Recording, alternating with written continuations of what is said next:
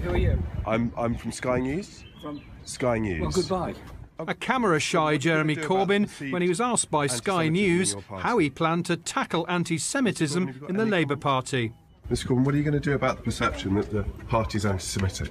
But several hours later, he announced plans for a new code of conduct on anti-Semitism and other forms of racism, and an inquiry to be chaired by the former Director of Liberty, Shami Chakrabarti.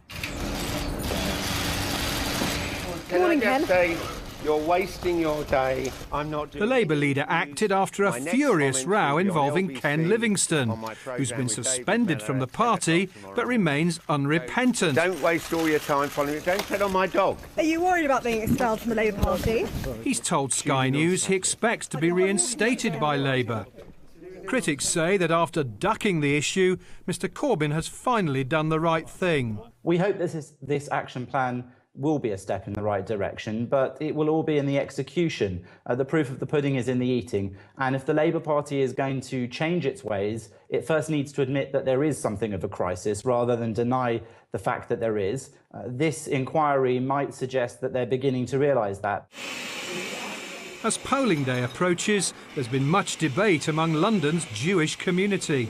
Somebody actually put, with the last Labour standing politician, turn the lights out on their way out. And I think that was said a little in advance of Ken Livingstone's statement, but I think it's going in that direction. What is it that has made or is making the present Labour thinking appear to be so anti-Jewish? Anti-Semitism has plagued Labour in recent months.